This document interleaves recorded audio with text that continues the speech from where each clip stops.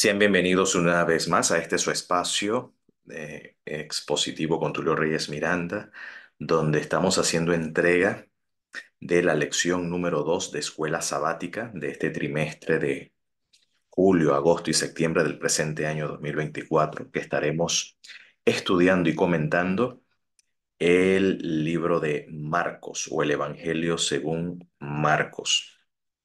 Y en esta ocasión la lección se titula Un día en el ministerio de Jesús. Espero que esta lección, este comentario al texto de Marcos pueda ser de crecimiento espiritual y pueda ser de bendición para su vida y para todos aquellos que le acompañan en este estudio.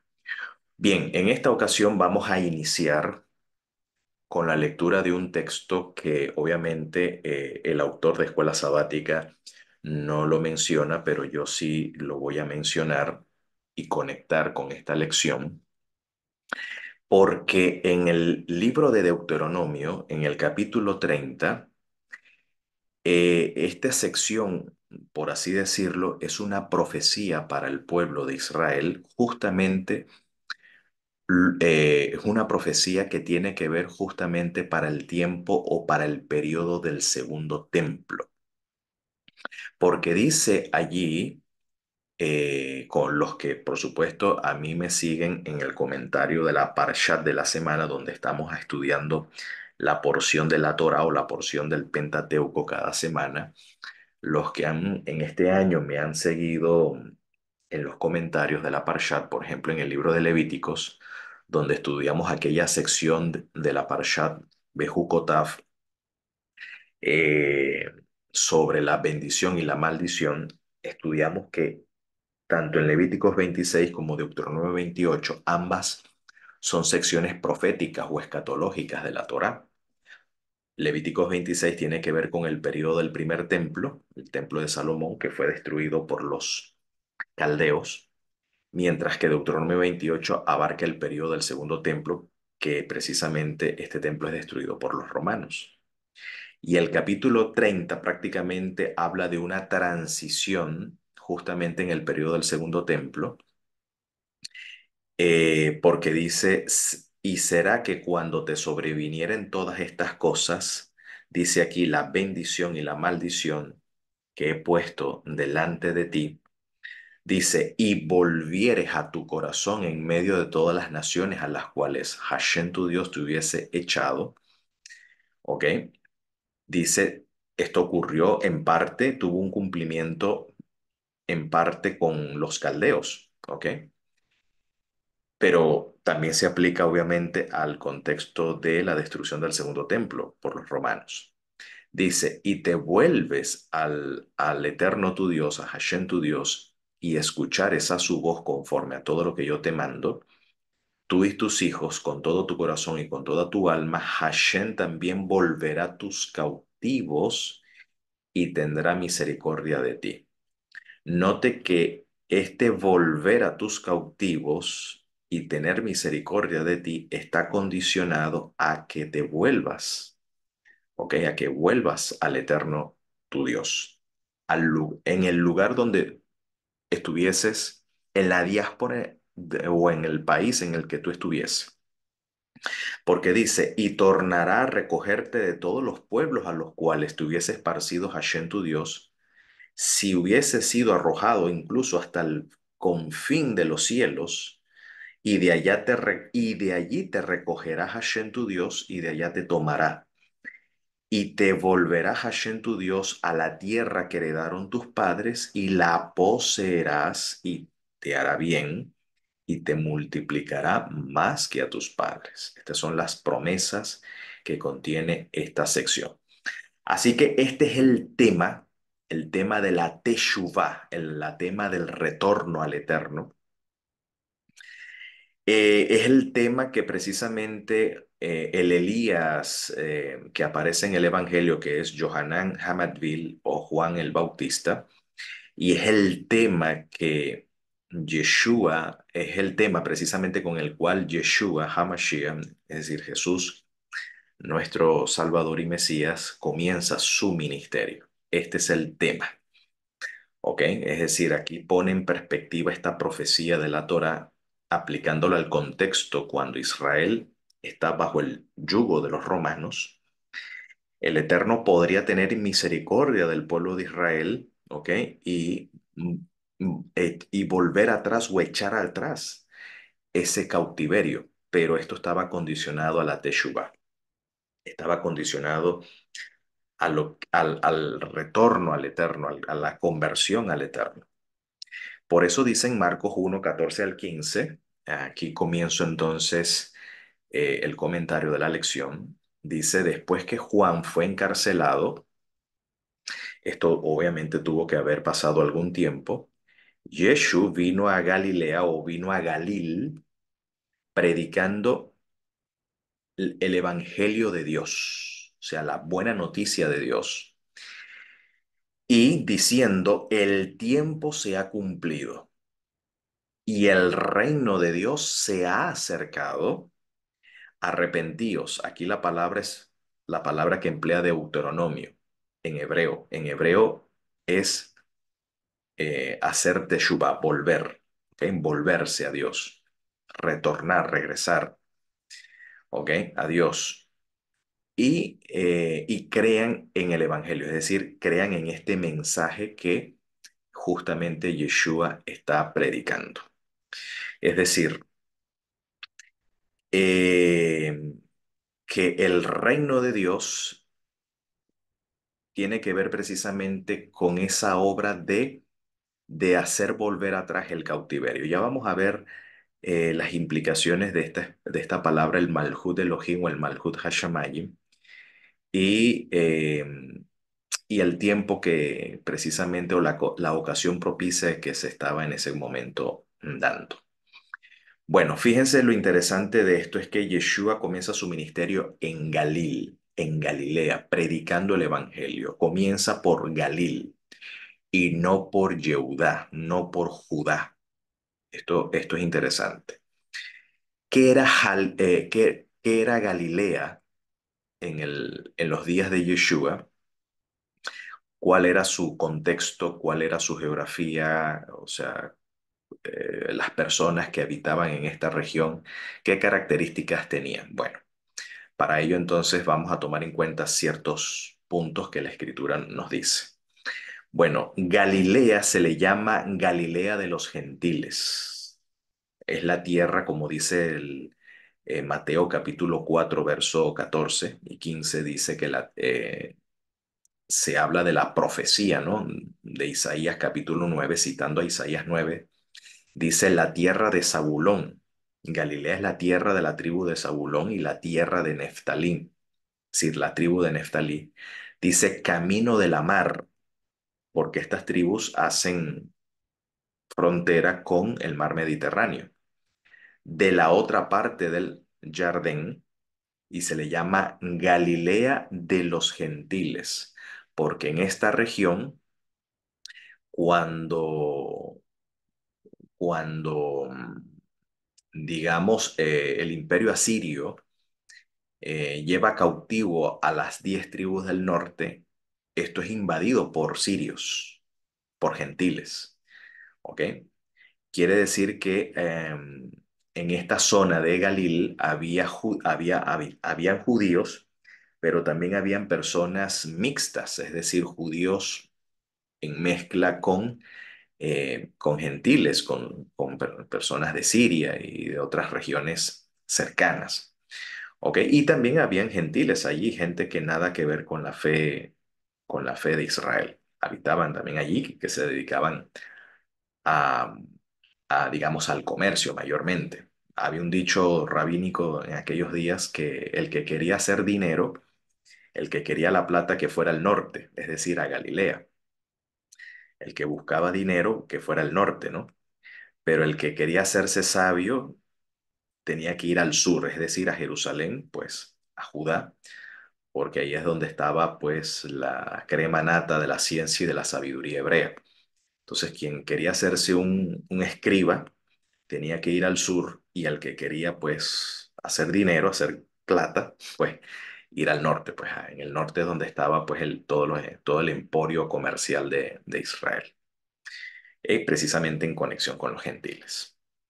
Segundo, la mayoría de los movimientos celotas o los de movimientos revolucionarios que se estaban gestando en el siglo primero precisamente venían de Galilea.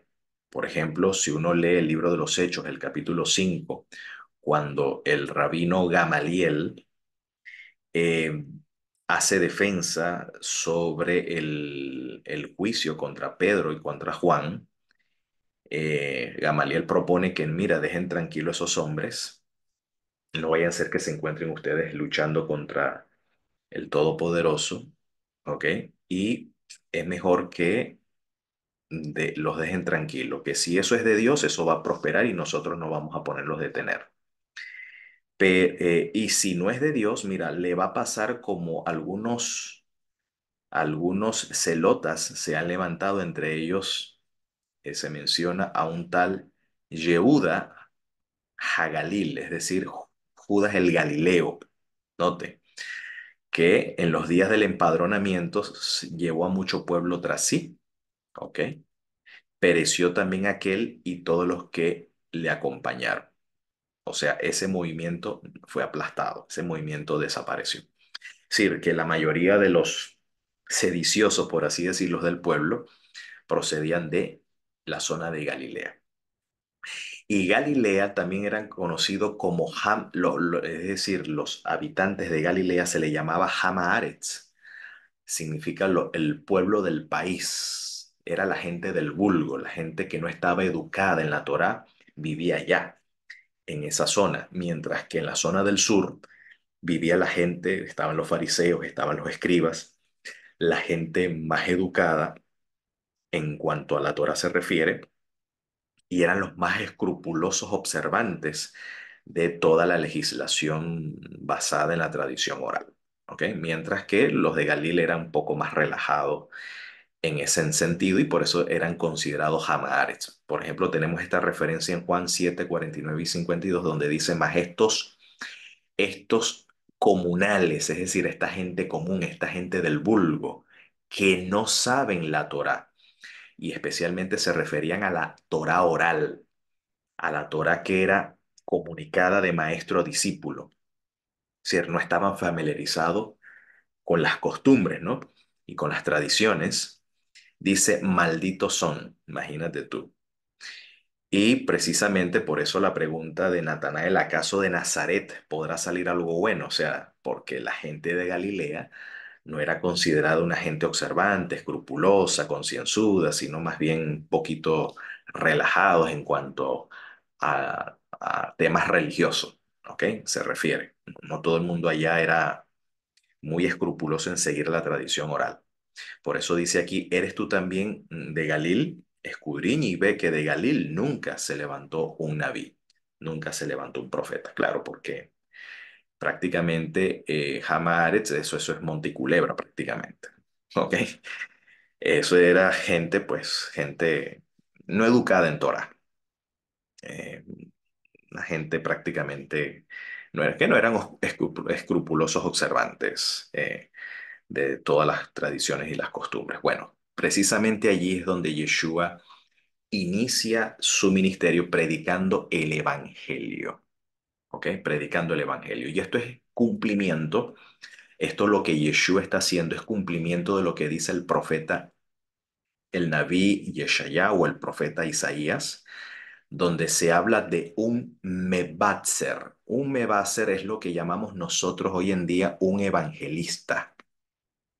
Un predicador del evangelio es un evangelista. En hebreo se le dice un mebaser, ¿ok? Un mebaser.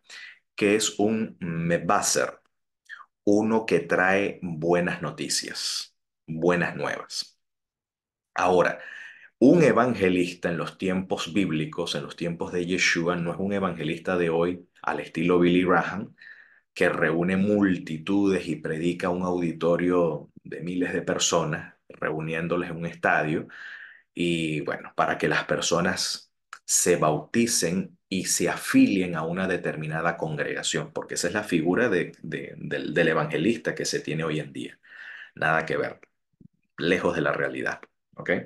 Yeshua es el Medbatzer por excelencia. De hecho, la profecía de Isaías 61, como lo relata Lucas, lo dice así: el Espíritu del Señor está sobre mí y me ha ungido para llevar la besorá a los afligidos.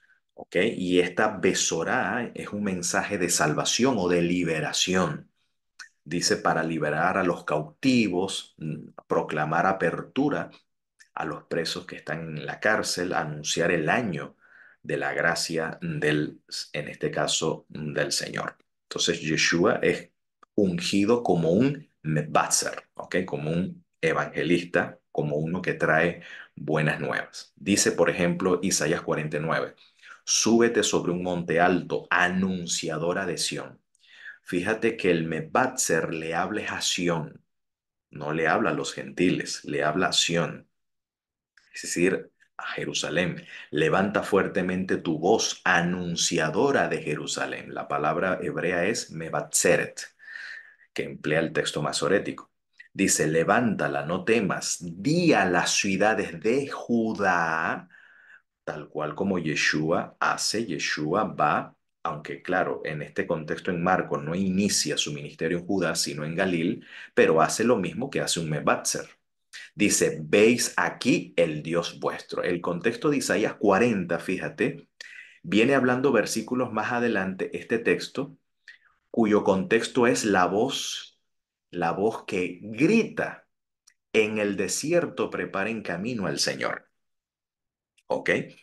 Está hablando de preparar el camino del Señor porque Israel regresa de la cautividad, hay un segundo éxodo y el Señor regresa a Sión.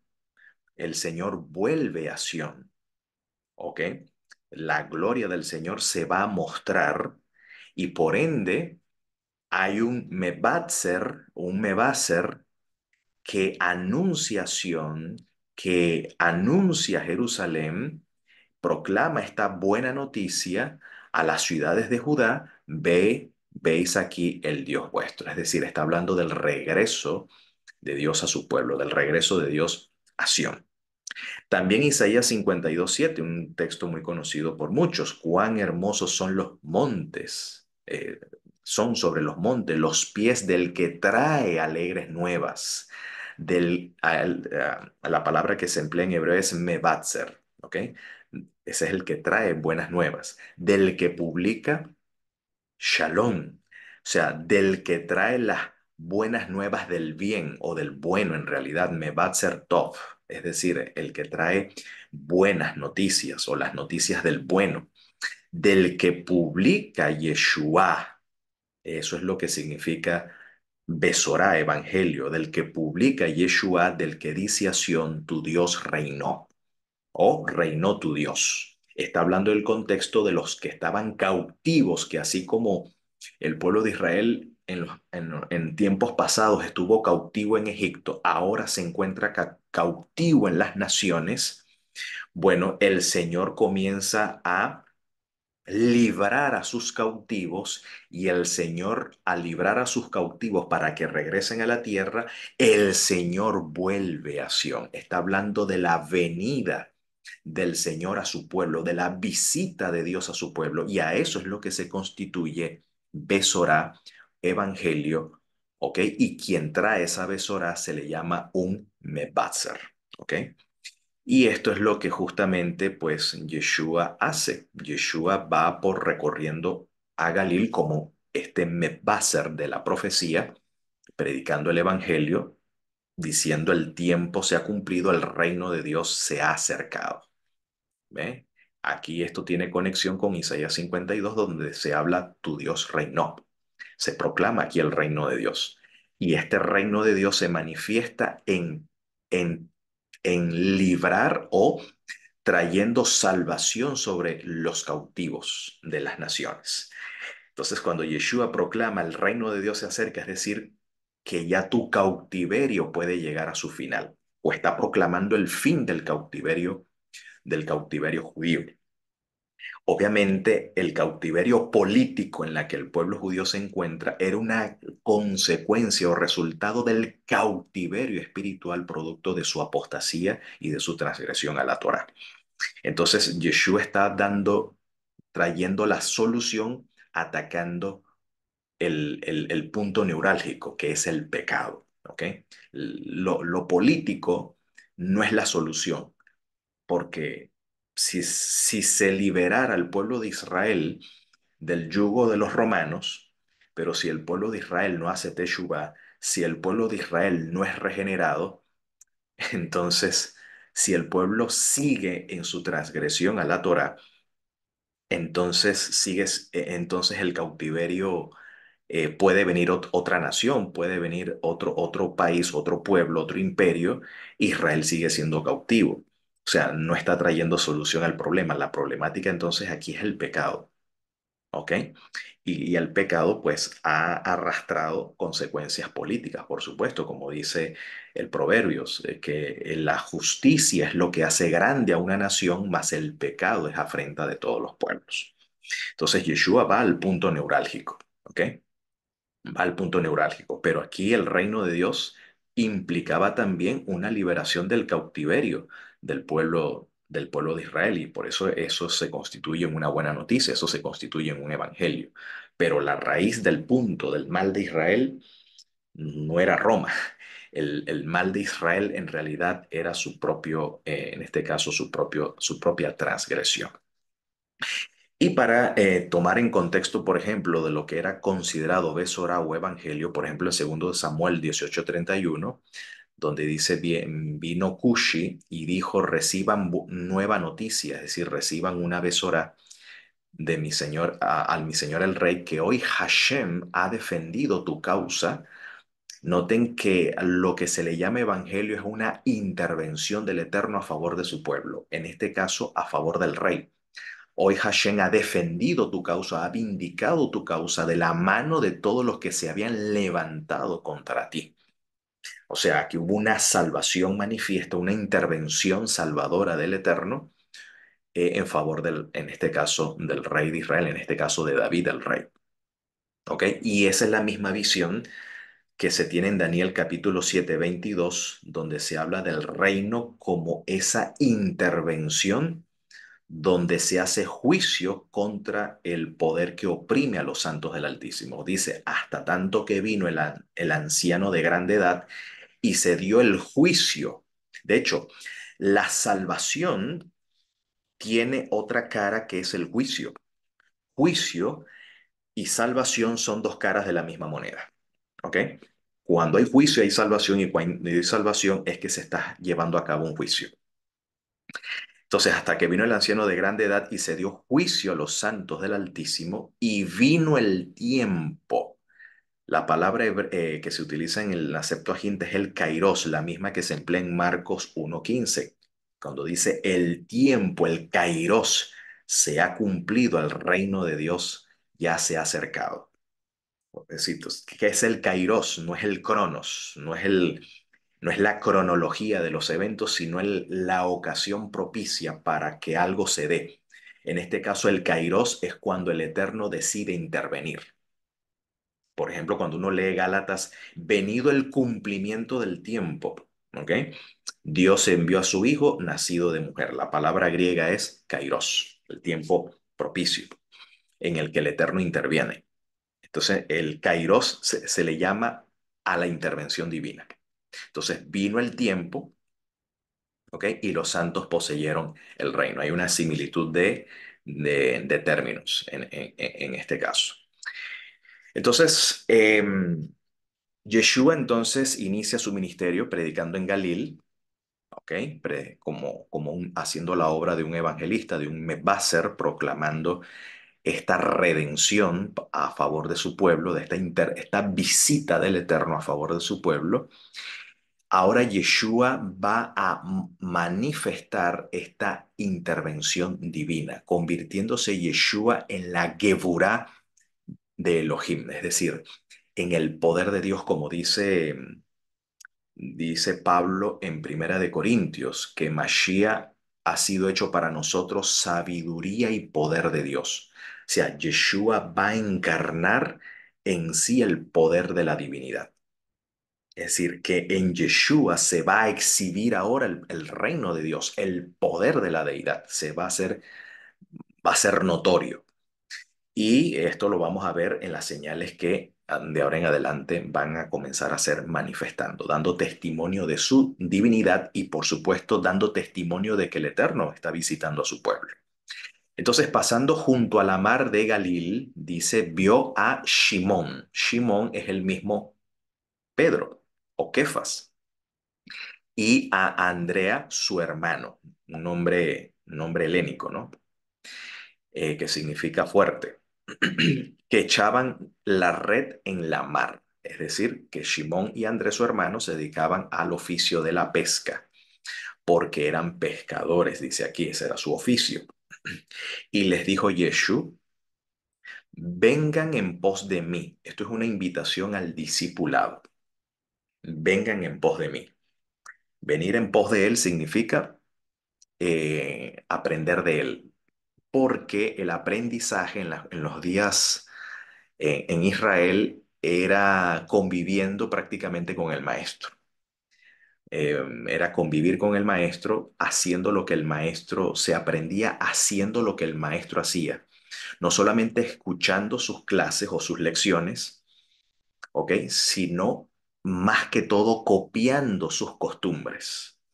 Porque las acciones de un rabino era una lección de Torah, una enseñanza de Torah para el discípulo, de la misma manera como Elías llama a Eliseo, ¿no?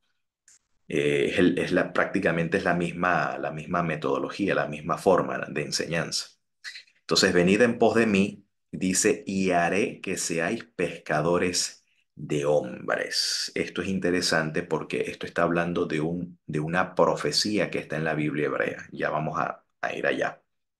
Dice, este venir en pos de mí entonces era una invitación a dejar su oficio para, para compartir el oficio, en este caso del maestro. Porque dice, luego e inmediatamente dejadas sus redes, le siguieron.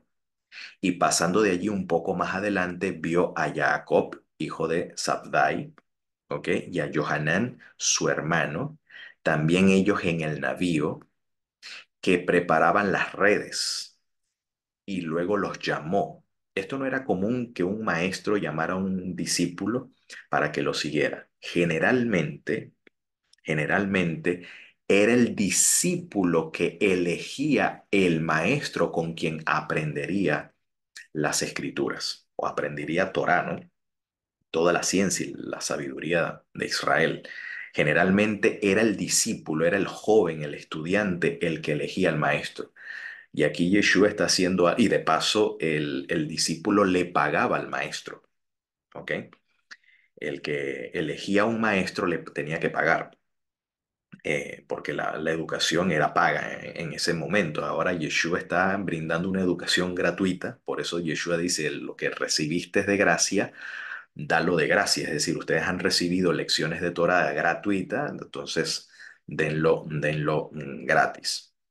Entonces aquí vemos que Yeshua hace algo inusual, que era que él elegía a sus discípulos, ¿ok? Para compartir la obra que él hacía.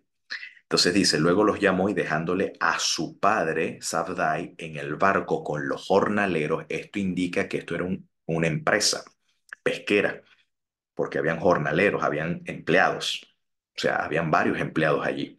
Entonces ya eso habla de una empresa.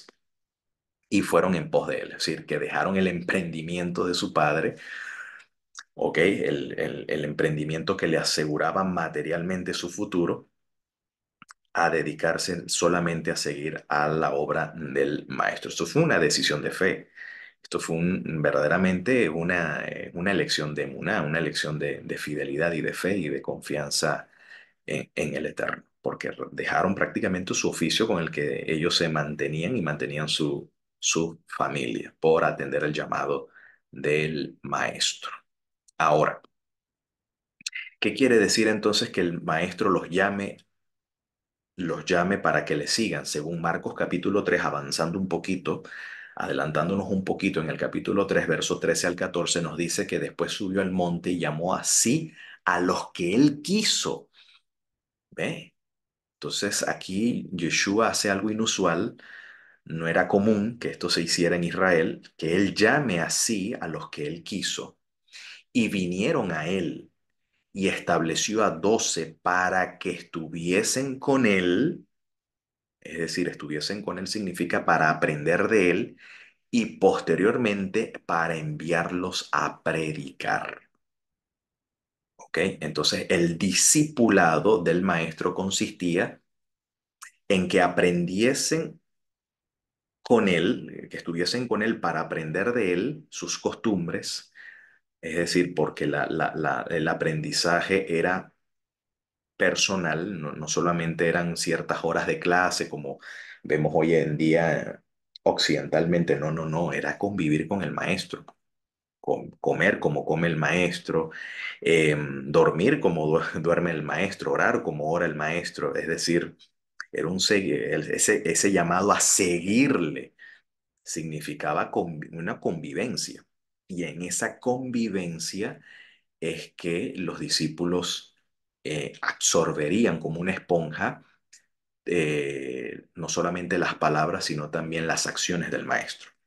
¿Con qué intención? Para luego entonces enviarlos a predicar, a compartir el testimonio recibido de lo que vieron y escucharon. Entonces, ¿qué quiere decir esa expresión? Los haré pescadores de hombre. Esto está hablando de una profecía que está en Jeremías capítulo 16, versos 16 en adelante, versos 16 al 18, que dice de la siguiente manera, esto está en Jeremías 16. Empero aquí vienen días, dice Hashem, estos vienen días, está hablando de los días del Mesías, días escatológicos, ¿ok? Vienen días, es una referencia siempre a los días del Mesías. Empero aquí vienen días, dice Hashem, que no se dirá más, vive Hashem que hizo subir a los hijos de Israel de la tierra de Egipto, sino vive Hashem que hizo subir a los hijos de Israel de la tierra del Aquilón, la tierra del norte. Ese es el Aquilón, el norte. Y de todas las tierras a donde los había arrojado. En el siglo primero, la mayoría de los hijos de Israel, la mayoría del pueblo judío, vivía en la diáspora, en la dispersión. ¿Ok? En Alejandría, en Siria, en Asia Menor, ¿ok? En Roma, ¿ok? Que era prácticamente la metrópolis del imperio. La mayoría del pueblo judío estaba disperso en las naciones. ¿Ok? Entonces, pero muchos estaban dispersos por comodidad, porque en el siglo primero no estaban dispersos digamos, por fuerza mayor o de manera cautiva, no, sino sencillamente por comodidad, porque podían vivir perfectamente, si así lo querían, en la tierra de Israel, pero muchos de los judíos vivían fuera, era en este caso, porque vivir en Israel era pasar trabajo económicamente hablando. ¿Ok? No era fácil la economía en Israel y por eso muchos tenían que ir hacia las naciones. Pero aquí la profecía está hablando de que el cautiverio, lo que el Eterno está profetizando es que el cautiverio para el pueblo judío cesaría y que el pueblo judío podía tener la libertad de regresar a su tierra. Dice, y volverélos a su tierra, la cual di a sus padres. He aquí yo envío, noten, he aquí yo envío muchos pescadores, dice Hashem, y los pescarán. Wow, qué profecía, qué profecía. Ahora aparece Hashem aquí en la persona de Yeshua diciendo yo soy el que los voy a hacer a ustedes pescadores de hombre. En la profecía es Hashem y ahora dice aquí en el Evangelio Yeshua, él mismo los haría pescadores de hombre en cumplimiento de esta profecía. es decir, hacer volver al pueblo judío a la fidelidad a la Torá. Esa es la obra del pescador. Pescar, por eso se dice que el Malhut Hashamay en el reino de los cielos se compara a un pescador que lanza su red. Está hablando de la profecía de Jeremías, que lanza su red y atrapa en la mar peces buenos y peces malos. Es decir, los peces buenos son los que se vuelven al Eterno, se vuelven a la Torá, vuelven al pacto, y los peces malos son aquellos que no vuelven a la tierra, porque quieren vivir lejos de la Torá, buscando otros beneficios en desobediencia, en este caso, a lo que la Torá instruye. Entonces aquí el pescar no se refiere a llenar una iglesia, a bautizar para que las personas se adscriban a una iglesia. No, aquí está hablando es de volver a la volver al pacto, volver al pueblo a volverse a Dios y en este caso volverse la Torah. Esa es la obra de un mepatzer, de un evangelista. ¿Ok? No es sencillamente bautizar personas y llenar números, ¿no? Eso no es la obra de evangelismo bíblico. La obra del evangelismo bíblico es volver a los pecadores, hacer que los pecadores se vuelvan del pecado. Y se compara a la obra o al trabajo de un pescador, porque el reino de los cielos, como el mismo Yeshua nos enseña, se compara a una pesca de peces buenos y de peces malos. Incluso esa obra de un pescador, de pescar peces buenos y peces malos, habla también de una obra de juicio que se realizaría en lo posterior, porque hay una discriminación de separar los peces buenos y peces malos. Eso habla de una obra de juicio posterior. Por eso dice Yeshua a sus discípulos que ustedes, hablando los 12, ustedes se sentarán sobre 12 tronos para juzgar a las 12 tribus de Israel. Así que la obra de ser pescador no solamente era lanzar la red para atraer peces, sino también la obra de discriminar los peces buenos y los peces malos. Eso implica también la obra de un pescador. ¿Ok? Que esto habla precisamente de una obra de juicio que se llevará a cabo en lo posterior. A eso se refiere el maestro, los haré pescadores de hombres. Esto lo digo para que tengan todo el contexto completo. Luego entonces dice, y aquí habla el punto central de la lección, un día con Yeshua. Bueno, se nos dice aquí que un día de Shabbat, entraron en Kafar Nahum. Kafar Nahum está hablando de dos palabras hebreas. Kafar, expiar, habla de la expiación, y Nahum habla de consuelo. Entonces, Kafar Nahum es una ciudad que tiene estas dos voces hebreas, de expiación y una expiación que trae consuelo. Entonces, bueno, entraron en Kafar Nahum inmediatamente en un Shabbat, ¿ok? Entraron en la sinagoga, en una Bet Netzet, una casa de, una, una Bet Netzet es una casa de reunión, una casa de asamblea, donde en la sinagoga era un sitio para la tefilá, para la oración, un sitio para la lectura de la Torá y explicación de la Torá, y también se llevaba a cabo ciertos juicios. En la sinagoga había un tribunal menor de tres ancianos donde juzgaban casos menores dentro de un determinado poblado, a un poblado menos de 120 habitantes. ¿Ok? Esa era la función de una sinagoga. Y el presbítero era el jefe de la comunidad. Generalmente el jefe de la comunidad era un escriba, un rabino, ¿ok? A quien se le llamaba presbítero o episcopos, palabras que en el griego del Nuevo Testamento se emplea para llamados ancianos, es decir, para el jefe local de la sinagoga.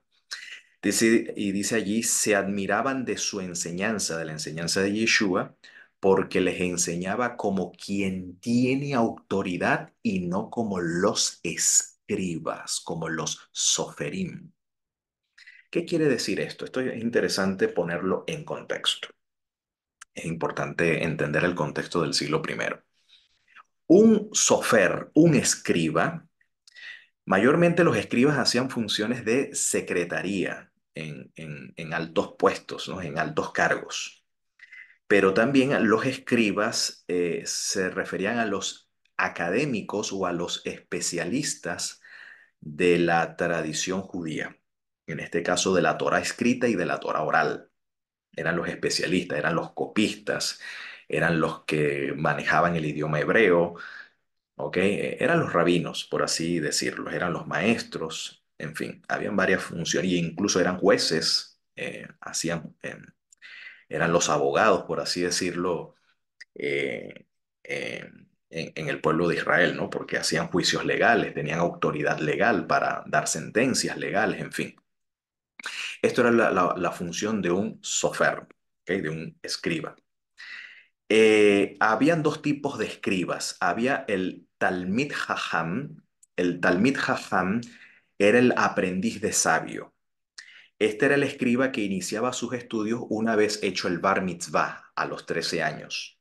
A la edad de los 13 años, si un judío quería hacerse un perito, un erudito en la Torá, comenzaba sus estudios a partir de los 13 años hasta los 40 años.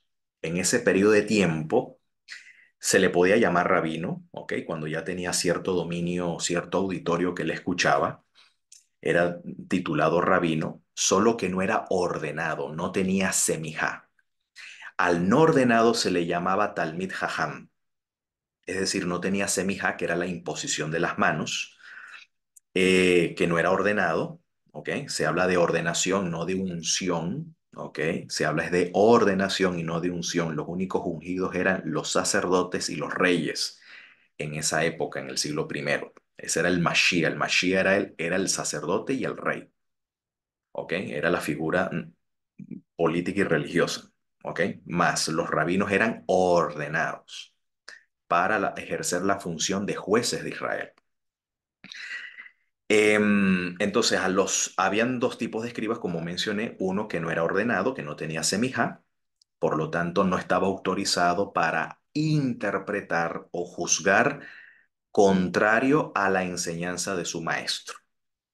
En cambio, el ordenado, el que tenía semijá, que esto era generalmente después de los 40 años, este, estos sí podrían hacer hidushim. Hidushim significa introducir nuevas interpretaciones legales o hacer juicios legales, como se le llama posek halajá. Esta es la razón por la que la gente se sorprendió que uno podría decir estaban en shock, hishmoteno en hebreo, pues Yeshua enseñó como un rabino y no como un escriba. Es decir, este fue el nivel de asombro porque Yeshua no tenía escuela. Yeshua no tenía un mentor, un maestro del cual él aprendía y este hombre, Yeshua, hacía interpretaciones legales con una autoridad como que, con la autoridad de alguien como que tuviese semijá en este caso. Cuando él decía, por ejemplo, yo os digo, todo rabino decía yo os digo, pero lo hacía quien tuviese semijá, quien tuviese autoridad. ¿Ok? Por eso dice, este hombre enseña como uno que tiene autoridad, como alguien que tuviese ordenación, aunque humanamente Yeshua no la tenía, pero sí tenía la investidura y las credenciales divinas, ¿ok? Y el segundo nivel de asombro fue que él enseñó como uno también que tenía autoridad, pues ningún rabino juzga, es decir, hace un pasak, ¿ok? Juzga contra la halajá de su propio rabino. Pues Yeshua no tenía un rabino propio, por eso que él tenía autoridad más allá de cualquier rabino. Cuando él decía yo os digo, estaba hablando con una autoridad propia, ¿ok? Con un criterio propio, porque generalmente los escribas enseñaban en nombre de su rabino. Bueno, el rabino fulano de tal nos dijo así o hizo asá, ¿ok? Yeshua nada de eso. Yeshua dice, escrito está, ¿ok? O yo os digo. Cuando él dice yo os digo o escrito está, es con una autoridad como que, bueno, como que alguien, como de uno, como que si estuviese como un experto, pues, como un veterano, como alguien ordenado. Ese es en este caso, el contexto. Además, la autoridad no solamente de Yeshua radicaba en eso, sino en lo que aquí el contexto menciona, que había en la sinagoga de ellos un hombre con Ruach Tameh, es decir, con un espíritu inmundo, el cual dio voces diciendo, ah, ¿qué tiene con nosotros, Jesús Nazarenos? Has venido a destruirnos. ¿Ok? Porque estos espíritus impuros sabían de quién estaba allí presente. Sé quién eres, el apartado de Dios. ¿Ok? El separado de Elohim, el Parush Elohim, como decir en hebreo sería, o en arameo sería el fariseo de Dios. ¿Ok? Aunque algunas, por el prejuicio cultural, la palabra fariseo le suena mal. No, la palabra fariseo viene del arameo parush, que es equivalente al hebreo kadosh, porque la Torah dice, seréis kedoshim, porque kadosh soy Dios, es decir, seréis santos, porque santo soy yo. Bueno, santo en arameo se dice parush, lo que es equivalente a un fariseo. Entonces, el fariseo entendía que alcanzaba esa santidad requerida por la Torah cuanto mayor cumpliera de manera escrupulosa la Torá oral específicamente, más que a la Torá escrita, porque ellos seguían la Torá escrita según la tradición oral. Entonces, el fariseo era muy escrupuloso en observar la tradición oral, ¿ok? La tradición de los ancianos. O sea, interpretar la Torá según la tradición de los ancianos. Entonces, el que era más apegado a eso se le llamaba parush, es decir, un separado, un santo en este caso. Pero aquí los sheidim o los demonios están llamando a Yeshua como el fariseo de Dios, ¿ok? El separado de Dios, verdaderamente el Hakadosh, ¿no? Y Yeshua le riñó diciendo, enmudece y sal de él. ¿Ok? Inmudece y sal de él. Y el espíritu inmundo, haciéndole pedazos, clamando a gran voz, salió de él. Y todos se maravillaron de tal manera que inquirían entre sí diciendo, ¿qué es esto? ¿Qué nueva enseñanza es esta? Que con autoridad aún, no solamente este hombre enseña con la autoridad de un jajam, ¿ok? Sino que también aún a los espíritus inmundos manda y estos les obedecen. Y dice, luego vino su fama por toda la provincia alrededor de Galil. Entonces, ¿qué nueva enseñanza es esto? Esto hay que entenderlo en el contexto cultural, porque generalmente habían ciertos escribas llamados gazer en arameo. Gazer es lo que hoy en día sería una especie de exorcista. Habían escribas especializados o rabinos especializados en, en el esoterismo de la época. Es decir, que hacían el oficio de hacer rituales, conjuros para expulsar demonios. Por ejemplo, vemos en el caso del libro de los Hechos donde ciertos judíos, ciertos fariseos intentaron sacar un demonio diciendo, en el nombre de Yeshua, de aquel que predica Pablo, ¿ok? Te mandamos que salga afuera y un shady pues le responde, un demonio le responde, mira. A Pablo y a Yeshua le conocemos, pero ¿quiénes son ustedes? Y bueno, los hicieron papelitos allí. Porque generalmente un escriba para expulsar un Shady tenía que hacer un protocolo, un ritual, recitar conjuros. Por ejemplo, en aquella época había ciertos conjuros en nombre de Shlomo o en nombre de Salomón, Salomón el rey, el hijo de David, porque hay una tradición de que Salomón expulsaba demonios en el periodo de su vida. Era un gazer, ¿ok?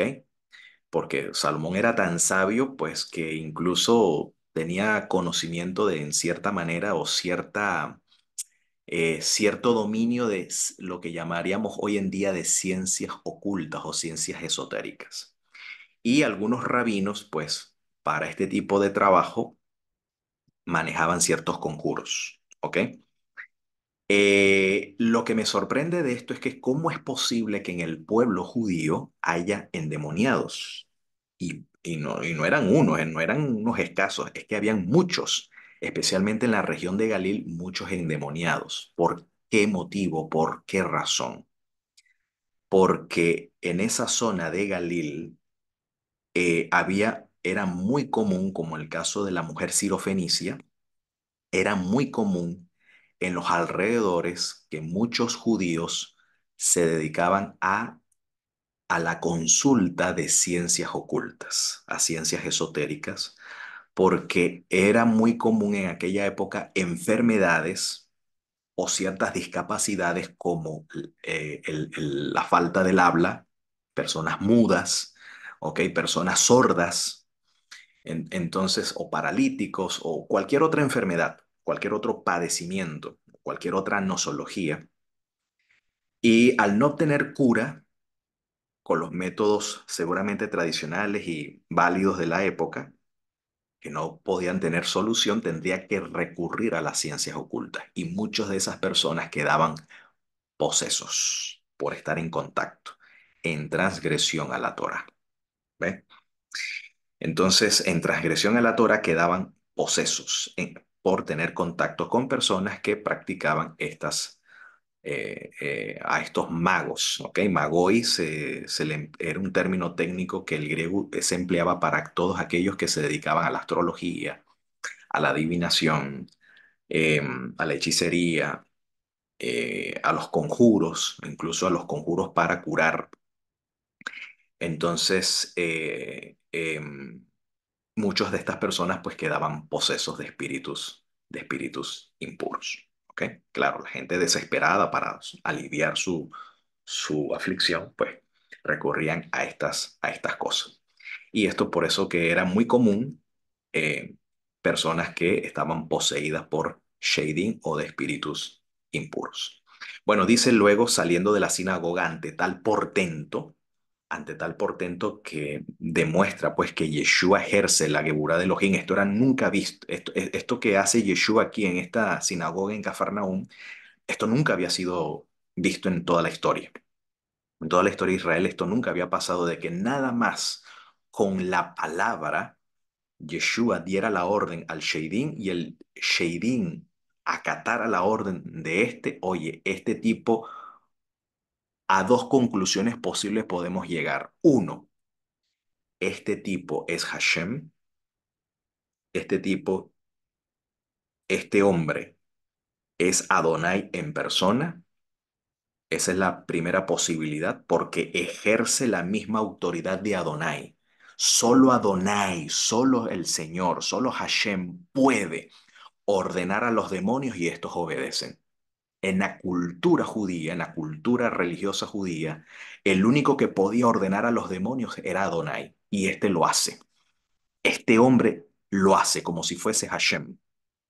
O lo otro, la otra segunda posibilidad es que este hombre está aliado o está asociado con Belcebú, el príncipe de los demonios. Porque los únicos que pueden dar órdenes a los demonios y que estos escuchen o es Belcebú, el jefe de los demonios, el líder de los demonios, ¿ok? O es Belcebú o es Hashem, uno de los dos, ¿ok? Así que ya esta señal atestiguaba, en este caso, ya de manera directa, atestiguaba su deidad, ¿ok? Atestiguaba su deidad, porque habla con la autoridad misma de Hashem, con la autoridad de Adonai. Dice, y luego saliendo de la sinagoga vinieron a casa de Shimón y de Andrea con Jacob y Johanán, que eran primeramente discípulos de Johanán Hamadbil y ahora son discípulos de Yeshua. Dice, y la suegra de Shimón estaba acostada con fiebre, con calentura, y le hablaron luego de ella, alguna infección tendría, ¿ok? Algún proceso infeccioso. Entonces, llegando él, la tomó de su mano y la levantó, y luego, tan solo tocarla, le dejó la calentura y les servía. Entonces, una vez más, Yeshua pues ahuyenta con su toque, en este caso, la infección o la enfermedad que a esta mujer le afligía.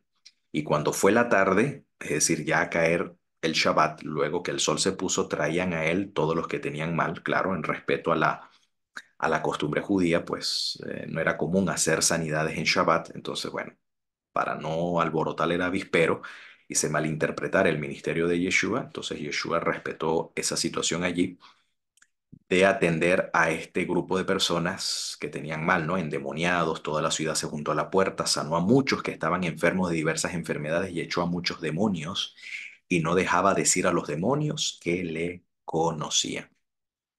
Luego, el primer día de la semana, dice levantándose muy de mañana, esta tefilá de la mañana, recuerden que un judío oraba 3 veces al día en el Shaharit, Minha y Arbit. Este rezo de la mañana se le llama el Shaharit, pero este era más que todo una hitbodedut, es decir, un aislamiento.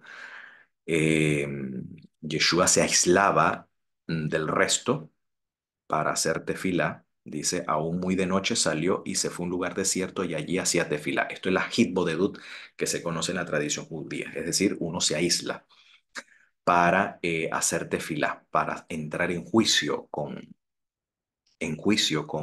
el Eterno. Y dice allí que le siguió Shimón y lo que con él estaban y hallándole le dicen, todos te buscan. Y le dice, vamos a los lugares vecinos. Parece ser que en esa tefilá Yeshua recibió alguna impresión del Ruach HaKodesh y vemos la importancia de dónde Yeshua obtenía luz y obtenía poder, ¿ok? El secreto de la luz y del poder que Yeshua recibiera de la tefilá, porque a raíz de esa tefila Yeshua tomó una decisión y era que vamos a los lugares vecinos para que predique también allí porque para esto he venido. Y predicaba en la sinagoga de ellos en toda Galil y echaba fuera o expulsaba a los Sheidim, en este caso a los demonios. Y bueno, luego finalizo el capítulo 1 de Marcos con este evento de la cura del Metzorá, que entre comillas se llama leproso, ¿ok? Bueno, en la Torá, el que padece de Sará o de Sarahat, el Sarahat no necesariamente es lepra, sino una afección cutánea que puede expresarse como una mancha blanca, como una especie de psoriasis, como una especie de infección, un furúnculo. Incluso estaba asociado a enfermedades venéreas como el sífilis, ¿ok? Donde obviamente se hunde la piel, ¿no? Así que a todas estas nosas o estas enfermedades en la piel se le llama Sarahat, según las características que la Torah indica. Pero según las características que la propia Torah indica en Levíticos 13, no es la característica de una lepra. ¿Ok? No es una característica de lepra. Sarahat, solo que lo que pasa es que la palabra Sarahat en hebreo se tradujo como leprus en griego. Pero en griego leprus no es lepra, sino una afección cutánea. Y que luego esa palabra leprus se asoció específicamente a la lepra, pero no necesariamente cada vez que la escritura usa, o por lo menos el Nuevo Testamento griego utiliza la palabra leprus, está hablando de lepra, sencillamente de una afección cutánea. Pudiese sido una infección, una psoriasis, en fin, una mancha blanca, qué sé yo, una enfermedad de vitiligo, eh, una afección cutánea, ¿ok? Pero quien tiene esa afección cutánea según las características que da la Torah se le llamaba Metzorah. Este es el caso. Un Metzorah. No necesario, haber sido lepra, como también pudiese no haber sido lepra, pudiese haber sido una afección cutánea X, ¿ok? Pero se le clasificaba así, como Metzorah. Y estaba pues decretado por el sacerdote, era decretado impuro, por lo tanto no podía estar asociado, no podía asociarse con el resto de la comunidad porque ceremonialmente lo impurificaba y por lo tanto no podían observar de manera escrupulosa ciertos rituales o ceremoniales de la Torá. Entonces dice allí, rogándole e hincada la rodilla, le dice, si quieres, puedes limpiarme o purificarme. Él pide él está pidiendo en este caso una purificación, obviamente, porque estaba excluido por su condición. Y Yeshua teniendo de él misericordia, y esto es lo hermoso de esta lección, que Hashem tiene misericordia de nuestras aflicciones, como dice el Nabí Yesayá o el profeta Isaías, que en nuestra aflicción Él también se aflige con nosotros. Entonces Yeshua, teniendo compasión de él, dice, extendió su mano y le tocó y le dijo, quiero, se limpio. Obviamente un contacto así, este contacto pudiera también impurificar a Yeshua de manera ceremonial porque entra en contacto, pero no. Al contrario, ese contacto con él purifica. O sea, todo lo que Yeshua hace o toca, en este caso, limpia, no contamina. Y así que hubo él hablado al Zarahat, a la lepra, a lo que aquí se traduce como lepra, a la afección que haya sido, se fue luego de aquel y fue limpio, quedó purificado, quedó puro, quedó tajer. Entonces le apercibió y despidióle luego. Y le dice el maestro, ¿no? Mira, no lo digas, no digas a nadie nada, porque esto se podía malinterpretar de que Yeshua estaba por allí contaminado de Sarahat porque entró en contacto con un Metzorá y esto podía sembrar prejuicio, ¿no? Este hombre no observa la Torah, no respeta la Torah. Entonces pudiera ser malinterpretado y por esa razón Yeshua dice, no digas a nadie nada, sino ve, muéstrate al Cohen, muéstrate al sacerdote y ofrece por tu purificación lo que Moshe mandó, Levíticos 14, para testimonio a ellos, para testimonio a ellos de que, de qué testimonio. Bueno, había una tradición en la época, y eso lo cuenta un midrash, uno de los tantos midrashim que yo he leído, en este caso de un judío mesiánico, leí un midrash de que había una tradición de que en los tiempos del segundo templo, el ritual del Metzorá de Levíticos 14 no era muy comúnmente practicado, ese ritual, pero que ese ritual tendría nuevamente pertinencia cuando apareciese el Mesías. Por eso vemos este caso que Yeshua le indica de manera específica de que se muestre al sacerdote para testimonio a ellos de que el Mashiach pues ya estaba allí presente. Mas el salido, bueno, comenzó a publicarlo mucho y a divulgar el hecho de manera que ya Yeshua no podía entrar manifiestamente en la ciudad, así que estaba fuera en los lugares desiertos,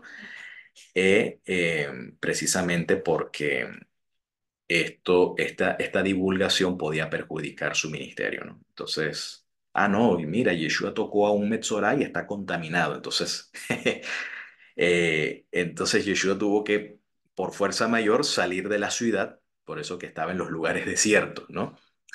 Se hizo a sí mismo un Metzorá por nosotros, y ahí está la lección, ¿ok? Yeshua se identifica con el que padece el Metzorá, se hace Metzorá como nosotros el estar fuera de la ciudad en lugares retirados. Obviamente movido por el prejuicio, pero Yeshua pues no, para no dar alarde a ese prejuicio, pues se sujeta a la costumbre, se sujeta a la Torah y trata, aunque él no estaba contaminado obviamente, pero por el prejuicio del populacho pues tuvo que retirarse y poder entonces atender a las personas fuera de la ciudad.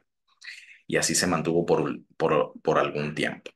¿Cuál es la lección de esta señal que aquí vemos? Bueno, con esto quiero compartir y con esto cierro una enseñanza de Elena White, autora adventista del libro Deseado de todas las gentes, en la página 231, donde ella habla que la obra de Cristo, es decir, la obra del Mesías, del ungido, al purificar a este Metzorá, a este leproso, de su terrible enfermedad, es una ilustración de su obra de limpiar el alma del pecado. tan solo con una palabra o con un toque del maestro, eh, toda persona que anhela verse libre de la transgresión de la Torá, que quiere realmente consagrar su vida al Señor y que la práctica habitual del pecado le impide, ¿ok? Está allí atado a ciertas cadenas que impiden que puedan servir al Maestro con todo su corazón y con toda su alma, pues Yeshua tiene el poder de librar a esa alma que clama por liberación y que clama por purificación. Como diría el apóstol Pablo, nos salvó por su misericordia, no por obras de justicia que nosotros hubiésemos hecho, sino por el lavamiento de la regeneración y renovación en el Espíritu Santo, en el Espíritu de Santidad, la cual Dios, Eloa, derramó abundantemente en nuestros corazones a través de Yeshua HaMashiach, a través de Jesús el Mesías. Y mientras participemos de este lavamiento espiritual, quiera también el Eterno enviar pronto al Mesías y en nuestros días, y digamos amén.